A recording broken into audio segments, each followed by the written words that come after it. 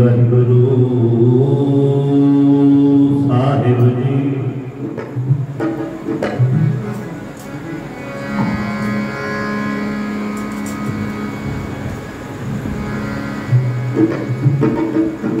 संत शरण जो जन परै सो जन उदर नहा संत की निंदा ना निभा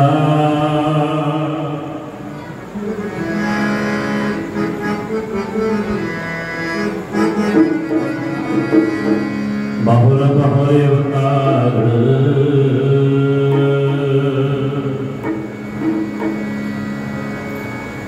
कर्मा वाले साथे कर्म करते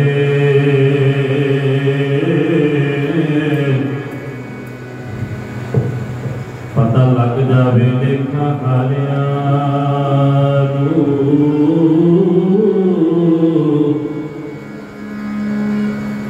खुदा वलिया भी नजर विच असर इना मिठा का दिल देखूं हाँ खारिया कर्मा बेमाने जी कर्मा दे मारे सतगुर जी फिर कर दे कर्मा दे मारे साई जी फिर कर दे कर्मा दे मारे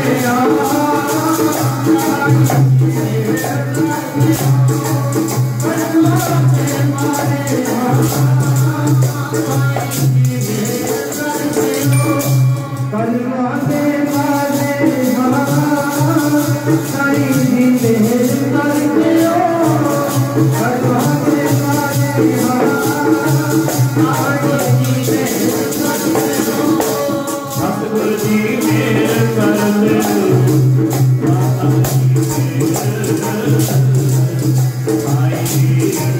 कर दे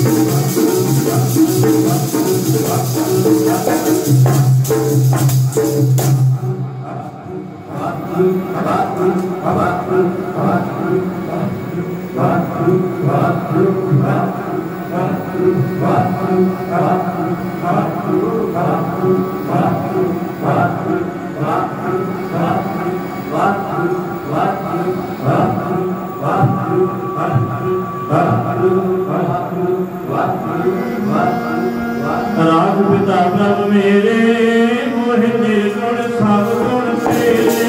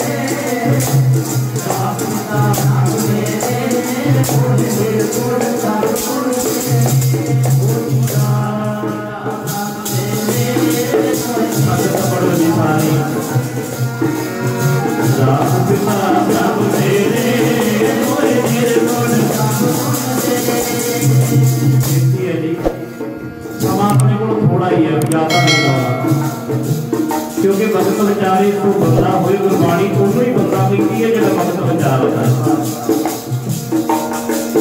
सब भैन सब सिंह आप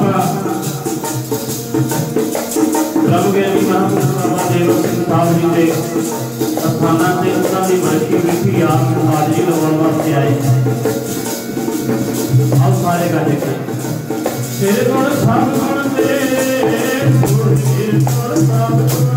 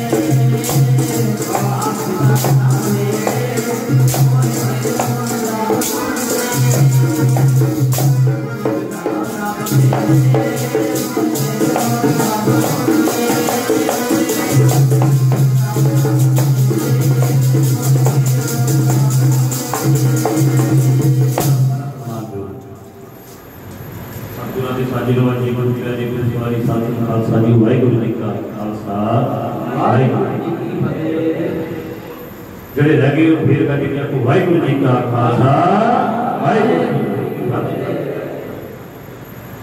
ਗੁਰੂ ਸਾਹਿਬ ਦੀ ਬਹੁਤੀ ਕਿਰਪਾ ਹੋਈ ਹੈ। ਆਪਾਂ ਸਾਰੇ ਨਾਲ ਮਿਲ ਕੇ ਮਹਾਂਪੁਰਸ਼ ਤਤਵੇ ਤੇ ਸ਼ਾਂਤੀ ਦੇ ਨਾਮ ਦੇ ਰਸੀਏ ਨਾਮ ਦੇ ਸਾਗਰ ब्रह्म ज्ञानी पूर्ण ब्रह्म ज्ञानी बाबा देवा सिंह साहब जी के पावन अस्थाना से हाजिरी करने वास्ते सारे इकट्ठे हुए हैं। मेरे बेटी महिमा वर्णना साको नानक बड़े बरीला के महावाका अनुसार एक मैं बेनती कर दिया सैकटरी साहब जी उन्होंने कि जदों साडा समा समाप्त हो जाए तो सानू इशारा करा। सतगुरां ने बड़ी कृपा की है, रहमत की है। आपां सतगुरां दे चरणों में आन करके बैठे हैं। देखो जी ये बहाना होंदा है तन तन तन जग तन तन तन जन आया ये प्रसाद सब जगत कर। जेडे साधु महात्मा सतपुरुष आउंदे ने उन्हां दा आउणा 3 वारी कर गया है। उन्हां दा आउणा भी कर, उन्हां दा रहना भी कर, उन्हां दा इस संसार तो जाना भी कर। ते गुरु प्यारे महापुरुष बाबा तारा सिंह साहब जी उन्होंने तो बरसवाए महापुरुष मौजूदा मुखी संत बाबा सुखा सिंह जी महाराज, संत बाबा हाकिम सिंह साहब जी। गुरमुख प्यारिओ ये फुलवाड़ियां जिहड़ियां फुलवाड़ियां के माली ने साडे वर्गियां फुलवाड़ियां इन्होंने पता नहीं कितनियां तैयार कीतियां। बाबा हाकिम सिंह साहब जी उन्होंने हुक्म लाया कि जरूर आयो, क्योंकि मैं अपने आप को इसके काबिल नहीं समझता कि इतनी बड़ी स्टेज पर मैं कीर्तन लावां। ये संतां महापुरुषां की जिहड़ी दया है, संतां महापुरुषां का जिहड़ा हक है सिर ते रखी छड्ड दिया। सो गुरु प्यारिओ जिहड़े साध होंदे हैं ना जग के बेगाने बन के रहेंगे, अपने आप को बेगाने जे बना के रखते, लोगों के बेगाने नहीं होंगे, अपने शरीर नाल प्यार नहीं होता, सिर्फ प्यार होता है कि उस अकाल पुरख वाहिगुरू नाल होता। तो गुरु प्यारिओ इस संतां का कारण है कि आप अज इतने सतगुरां दे चरणों में बैठे हैं।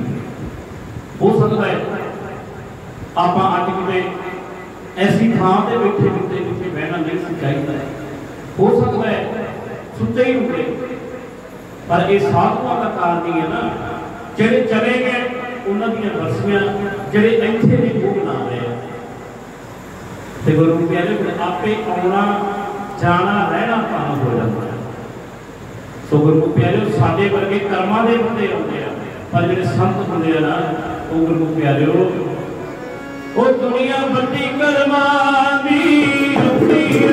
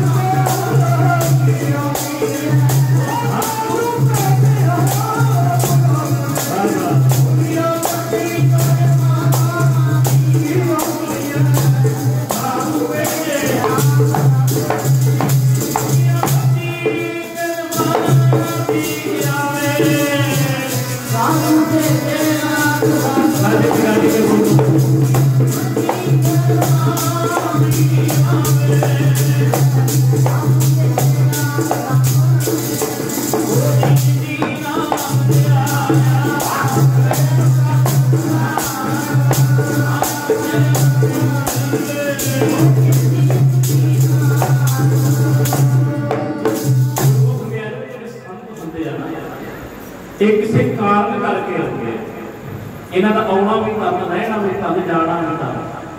तो गुरु प्यारे अब एक ही कारण समा मेरे को रह गया, 2 मिनट समाप्ति कर देंगे जी। सो मेरे को वध विद्वान सुरा के धनी बाबा जी डॉक्टर महेंद्र सिंह जी बरवाला साहब उन्होंने विधान सभा के चरणों में हाजिरी लगानी है, सब आप राजनीति सुन के फिर जाना। सो गुरु प्यारे एक बेनती करते हैं कि जिन्हें भी इस घर में सेवा की है ना, उनको 2010, 11, 12 जब इतने रहते सुनते इन्होंने बाबा जी का नाम सुनते बाबा बलविंदर सिंह जी का वो कहते होंगे दसते होंगे मैं कमरे की सेवा करना रहा, मैंने दसना कि तुम भी सेवा कराया करो, भावे लंगर च कराया करो, भावे जितना मर्जी कराया करो, इतनी की सेवा बिल्कुल नहीं जाती, नहीं जाती आपको सतनाम नहीं जाती। सो बहुत बहुत धन्यवाद फिर बाबा सुखा सिंह साहब जी, बाबा हाकिम सिंह साहब जी होना जिन्हें साढ़े वर्गिया कचकिया निमाणिया घराणिया बहन की काम किया। बहुत बहुत धन्यवाद बाबा वीरा सिंह साहब जी, उन्होंने भी बहुत बहुत धन्यवाद है। सब तो वध धन सतगुरु श्री ग्रंथ साहिब महाराज सच्चे पातशाह जी का धन्यवाद। आओ उनको एक धारणा पढ़ के फिर समाप्ति करते रहिए जी। सब संगत गज के पढ़ियो, जेडे हुण तक नहीं बोले सारे गज के सुनियो। मेरे मीता महिमा साधुआं दे